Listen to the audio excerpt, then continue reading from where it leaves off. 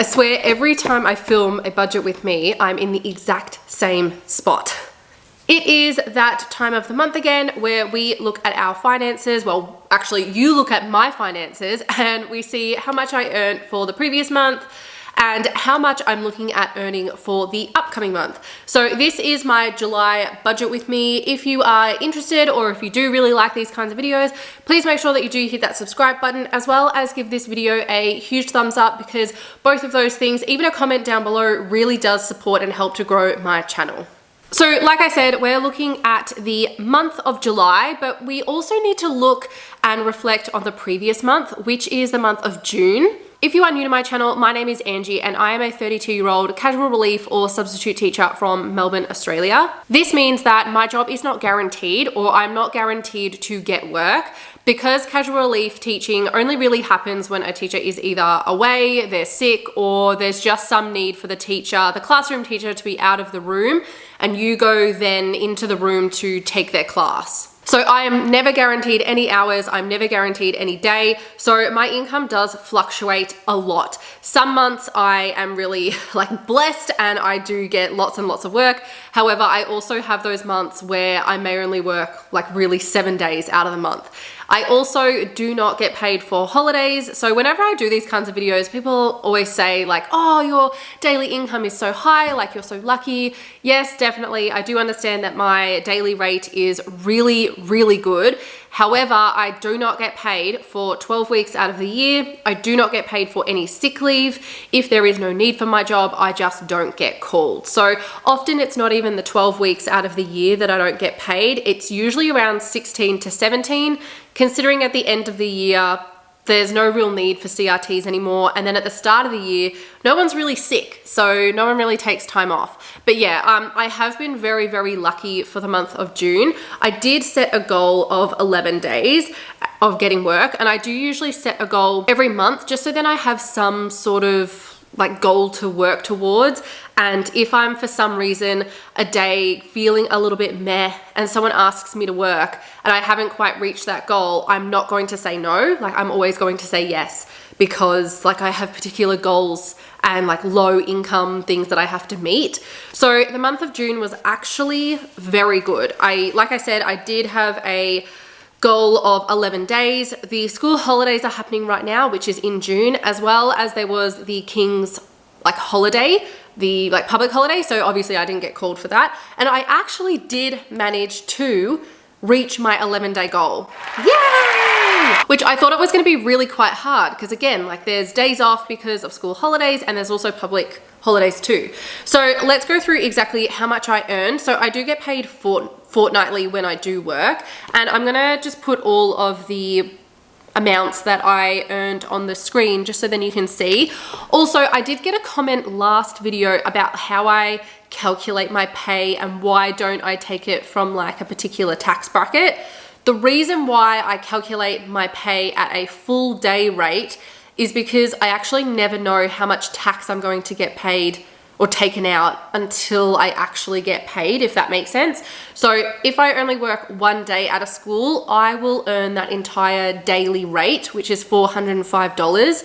However, if I work 2 days at a school, that $405 gets taxed quite heavily because it is a higher income. So the more that I work at a school, the higher the tax is, and the less that I work at a school, the less that the tax is. I hope that that kind of makes sense. So I usually base all of my income or my potential income on the full daily rate, and then I'll do about a guesstimate on how much tax I'm gonna get taken out. And then at the end of the month, I actually go back through and see how much I did earn. Got 5 pays here. So a couple were from the same school and then a couple were from a different school. So the first one was $628, $1,367, $317, $1,097, $317. Now that gives me a total after tax. So these are all post-tax. $3,726 for the month of June. So that is all of the money that came into my account, which I'm really, really happy with that. Look, it would have been really cool to get 13 days to try and get over that $4,000, but I'm really happy that I did even get that much because I was kind of pushing it, I think, a little bit in my last video. I was a bit nervous to actually try and earn that amount. But yeah, that is June. Super happy with that. So it's the end of the financial year, and because we're 6 months through the year, I actually like to do myself or give myself a bit of a financial audit, and I like to look at all of the bank accounts that I do have holistically, which I do. I'm with a lot of banks, guys. I also do have a lot of accounts because I have a lot of sinking funds, and it's really time consuming to actually log in and look at every single account that I do have. So the app that I actually use to give myself a full view of all of the accounts that I do have is called WeMoney. You've most likely heard me talk about them before. I've worked with them and I have been using the app for around like 2 years now, maybe over 2 years. I can't quite remember how long. It has been a long time, but I really like the app. I actually used the app recently to look at different credit cards and compare like the interest rate and all the different kinds of benefits that you might get within the app. You can also, which is so important, I guess, in this time within like the cost of living crisis, is looking at your mortgage rate. Like on the WeMoney app, you can actually look and compare at different mortgage accounts, checking to see if you are actually getting like the best bang for your buck, because sometimes it's not all about just the interest rate. It's all the different perks and stuff that go with that mortgage as well. So on the WeMoney app, you can not only compare the interest rates, but you can also compare the different kinds of mortgage accounts too, just to make sure that you are actually doing yourself a financial justice and that your financial wellness is actually in a good space. So the thing that I really love about the WeMoney app, and it's the thing that I use it most for, is the fact that you can actually track all of your financial accounts in the one place. This isn't solely just for bank accounts though. You can track certain investment accounts as well. You can also see when your bills are due if they are attached to your bank account. So for myself, it is my Optus account, it is my Spotify, it's my Stan. It's all of those automated amounts that come out of my bank account that sometimes I forget, and I actually just log into the WeMoney account just to see when the actual due date is, because I hate getting overdraft fees. Lots of us are spenders, me included.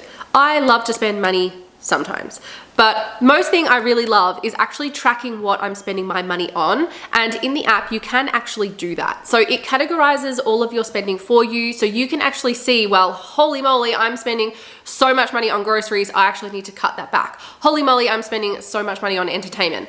Oh, my entertainment actually isn't as high as what I thought it was. I could probably spend a little bit more in this section if I wanted to. So I love that it actually tracks and categorizes all of your spending for you. Time saver, because those things suck. It is not nice putting all of those things into an Excel spreadsheet. It's so good that it's done for us. Make sure that you do go check out the WeMoney app. You can download it for free. I'll leave all of the information down below. However, if you would like to actually try out their pro version, it's got a few extra little perks and knickknacks and features. You can try that out for 7 days for free. Again, I'll leave all of the information down below. Thank you so much to WeMoney for sponsoring this portion of the video. Do you know what? Before we actually jump into July, I forgot to mention about YouTube as well. So I did, over here you can see that I did want to earn $600 from YouTube. Didn't happen. Like I said, I really wanted to try and get a sponsorship for June, but that didn't quite work out, which is okay. If you are not subscribed, I would really love for you to hit that subscribe button or smash the subscribe button if you would like. It really does help and support my channel. I am trying so hard to get to 10,000 subscribers by the end of the year. I'm thinking I might do some sort of giveaway of sorts when I hit 10,000. I don't know, what kind of giveaway do you guys think would be a good idea?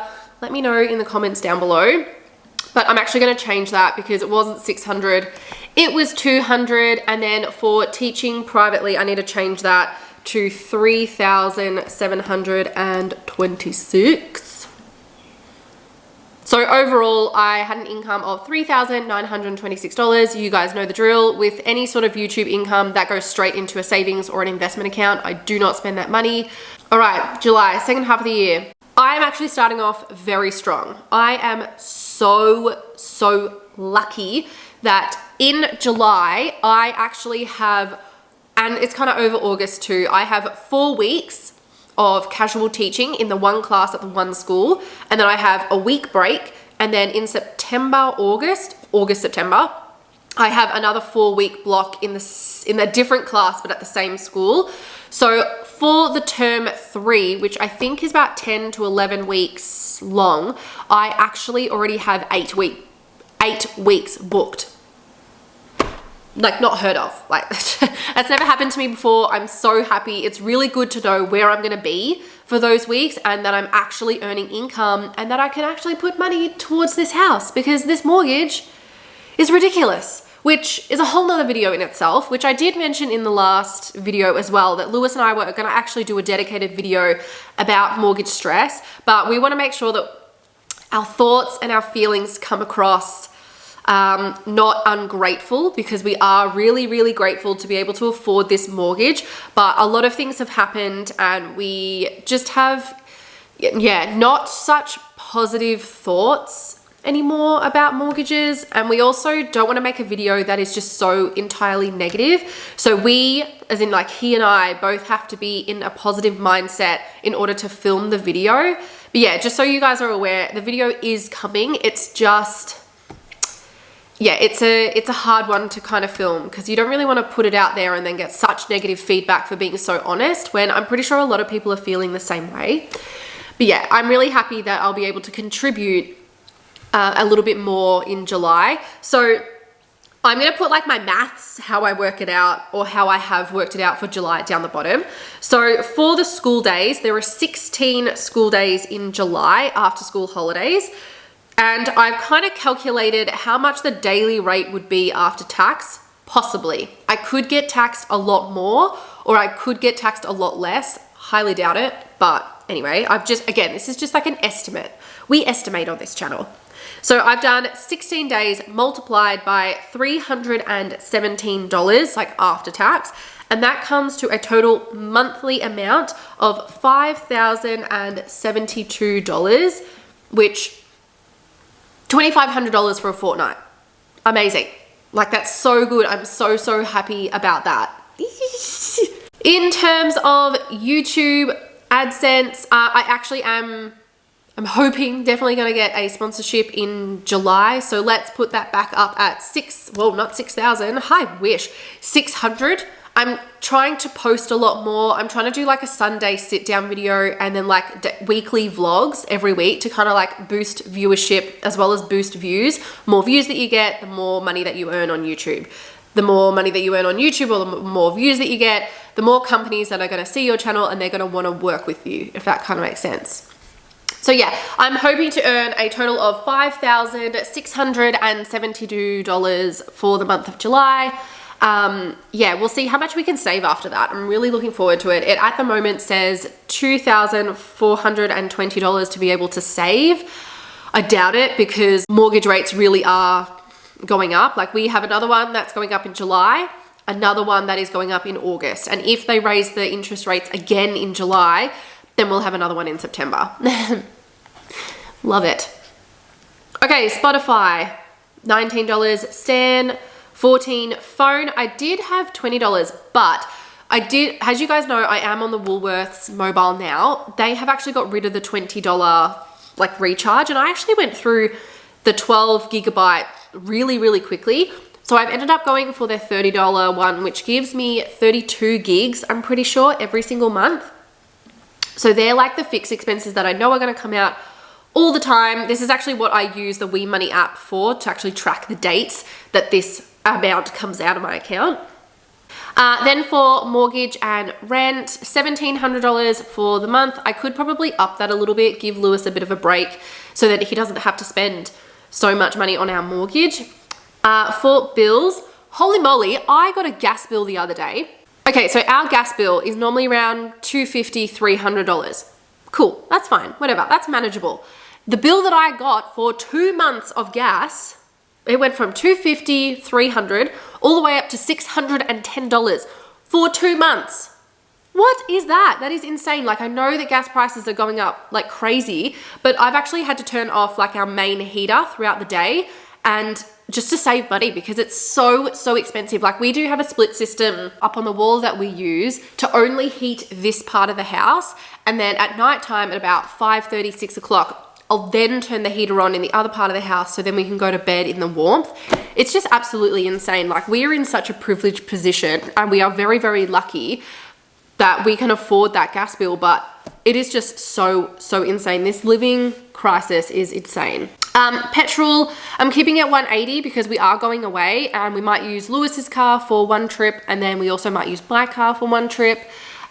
So yeah, 180. I actually, to be fair, I might actually bump this up to 220.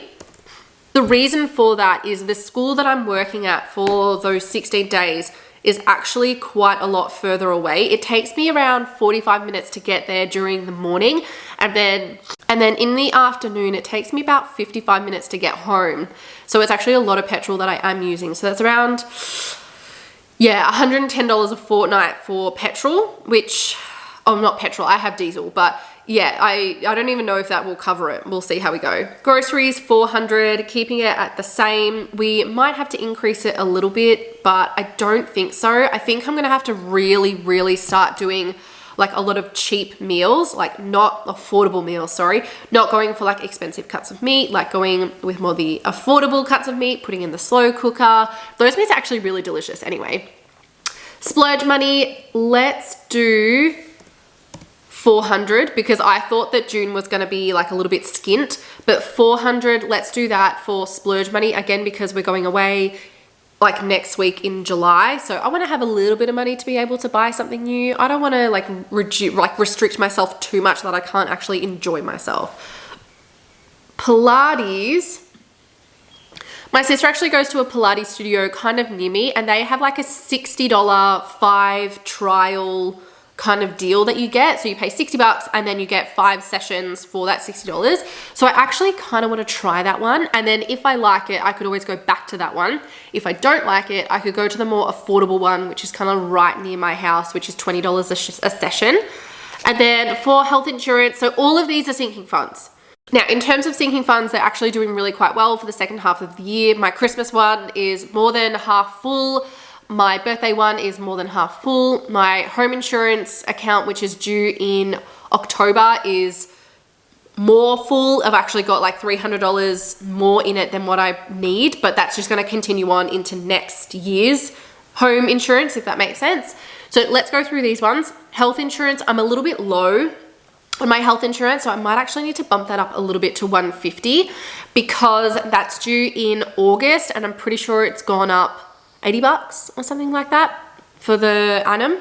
And then car insurance, 84, house insurance, 50. I actually might bring house insurance down to 25. Let's bring that down because it's already so full that I might as well put some of that extra money towards the health insurance. Car service is 42, car rego, 84. Christmas is 25. Like I said, I'm really close to actually filling up my Christmas sinking funds, which is really good. Because then I can maybe buy like a couple of extra ornaments for our Christmas tree because we usually put our Christmas tree in this corner of our house over here. And it's last one that we got last year was massive. And I think we want to get like a few extra special ornaments for this one. And council rates is $84 per month.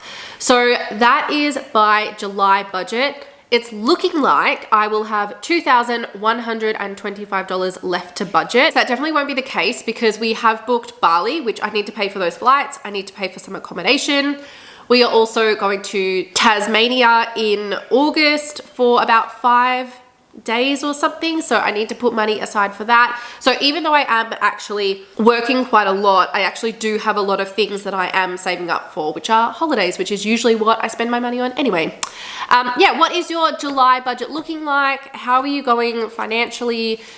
Is it really struggling or are you like okay? Because we keep seeing on the news like the living crisis, and yes it is, but like I'm not hearing it from anybody. Like I want to actually have a conversation about how tricky it really is, because for us it is really quite tricky. We're getting really frustrated with all of these interest rates that just keep hiking up, and then with this gas bill, like it just seems like a ripple effect of everything just getting so much more expensive. However, I'm not going to finish this off on a negative note because I am really happy and so thankful that I have 16 days of work in July. I'm so thankful. Thank you so much to that school. I really appreciate it. I'm sure I'm gonna have so much fun. But yeah, I will see you next month. I will see you next month for an August budget. I hope that you have a really great week, and I will see you soon. See ya.